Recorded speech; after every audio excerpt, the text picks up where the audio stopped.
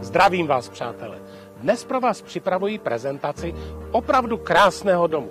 Jsme v Ostravě Třebovicích, kde stojí tento dům, který mám tu čest prodávat. Zahrada, tak ta je tady tak akorát. Bazén 6x3 metry s tepelným čerpadlem, takže je tady možnost ohřívání vody.